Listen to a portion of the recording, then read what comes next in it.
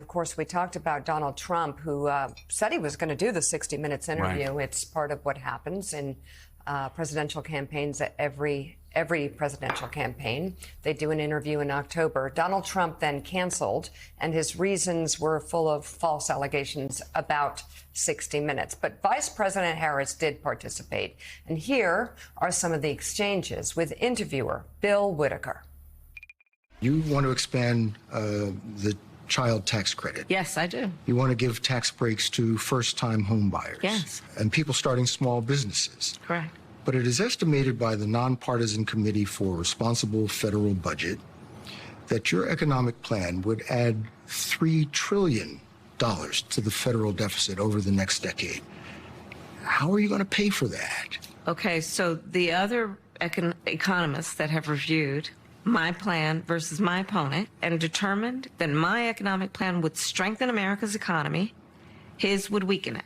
But my plan, Bill, if you don't mind, my plan is about saying that when you invest in small businesses, you invest in the middle class, and you strengthen America's economy. Small businesses are part of the backbone of America's economy. But pardon me, Madam Vice President, the question was, how are you going to pay for it?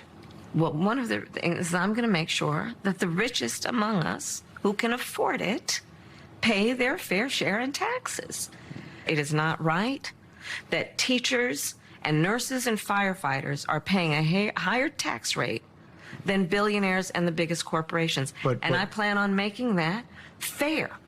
Let me tell you what your critics and the columnists say. Okay. They say that the reason so many voters don't know you is that you have changed your position on so many things. You were against fracking, now you're for it. You supported looser immigration policies, now you're tightening them up. You were for Medicare for all, now you're not. So many that people don't truly know what you believe or what you stand for, and I know you've heard that.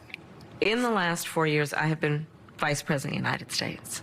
And I have been traveling our country, and I have been listening to folks and seeking what is possible in terms of common ground. I believe in building consensus. We are a diverse people, geographically, regionally, in terms of where we are in our backgrounds.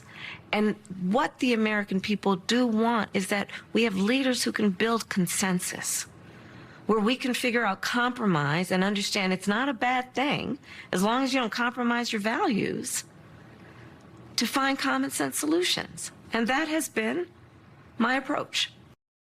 You are sitting here with us. The Trump campaign canceled an interview that they had agreed to participate in this broadcast. What do you make of that? If he is not going to give your viewers the ability to have a meaningful, thoughtful conversation, question and answer with you, then watch his rallies. You're going to hear conversations that are about himself and all of his personal grievances. And what you will not hear is anything about you, the listener. You will not hear about how he's going to try to bring the country together, find common ground. And Bill, that is why I believe in my soul and heart the American people are ready to turn the page. Vice President Kamala Harris on 60 Minutes last night. So, Joe, barring the fact that the other choice from president believes in nothing except for his own self-interest and was a Democrat and donated to Kamala Harris's campaigns at one point. Putting all of that aside, how do you think she handled that question? You know, I thought it was great. I mean, I'm a conservative. I've always said Donald Trump's not a conservative, and he's not. And the news outlets that are always running interference for him are not conservatives. Yesterday, I quoted Edmund Burke. I quoted Russell Kirk. I quoted Ronald Reagan. And I go back to, in this answer, Gene Robinson, where she's talking about seeking consensus. She said, she talked about seeking common ground. And Americans want leaders who build consensus and compromise. And of course, that requires that, as Kane said, I think it was, when the facts change, I change my mind. What do you do, sir, is the question. But you were so lucky, Gene, you missed my history of conservatism 101 class yesterday. I heard it, Joe. I did hear it. I did hear it. Well, you also quoted my friend Charles Krauthammer at length, and yes, I heard it. The best. I love Charles. I love Charles. A real conservative hero. And Charles, by the way, as I was reading through Charles again through the weekend, a man whose writing I so deeply loved, we discount the written word too much these days and think, oh, gee, when we write, it doesn't matter so much. Charles is speaking to us and speaking to conservatives and speaking to Trump voters, and speaking to those who claim to be conservative.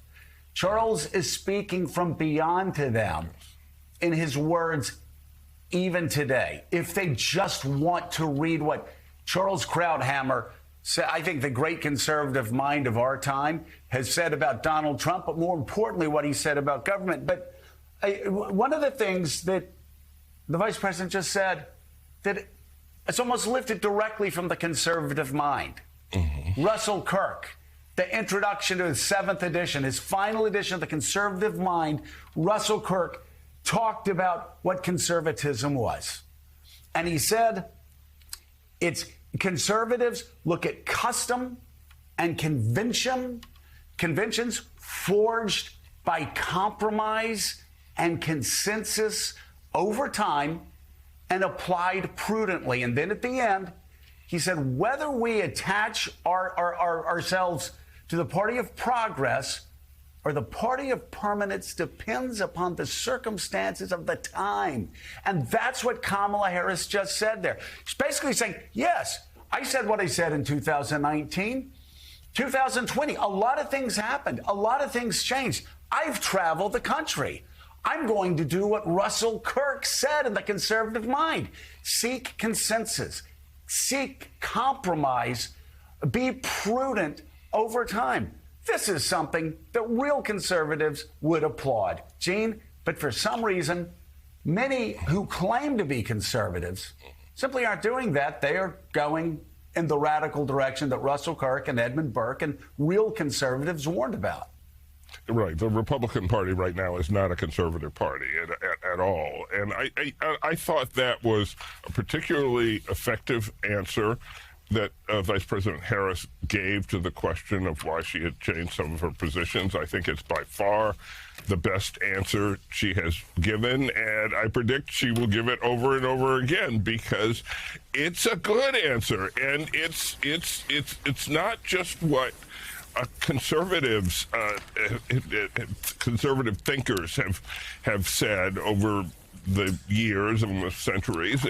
It's what Bill Clinton did. It's what popular, effective presidents have always done, which is to understand what's possible and to do what's possible and not to try to do the impossible. And I just thought it was that was a really effective and powerful answer to a question that a lot of people who are kind of on the fence have been asking. The conservatives that I have been corresponding with are particularly raised the point, well, she's changed her position on this and that. You know, look at the way the positions have changed. They have changed toward the center, and there's a reason for that, and that's really something that conservatives used to... What do those conservatives say? Gene, what do those conservatives say about Donald Trump's position on abortion? It changes every 2 minutes. Exactly. He was pro-choice. He was pro-choice his entire life. He decides to become pro-life. He brags about terminating Roe v. Wade. Mm-hmm. Then he says, oh, wait, I'm going to be a big champion of women's reproductive rights. Then he attacks DeSantis's 6-week abortion ban. Then he flip-flops again. How can you even talk about somebody else's changing positions when you have Donald Trump on an issue like abortion flip-flopping every day? Right, and when I bring that up, they just say, well, that's Trump being Trump. Well, no, no, that's crazy. that's crazy is what it is, and dishonest, and you can't trust a word that comes out of his mouth. And again, this should be anathema to the Republican Party, certainly of my youth, the Republican Party of most of my life. Simply would not tolerate this sort of person as an official, much less as president and presidential nominee. Yet here we are. Maybe someday we'll have the Republican Party again, and that would be a good thing, by the way, for the Democratic Party. That would be a good thing for progressives to have their ideas challenged by a serious conservative party. But that's not happening right now.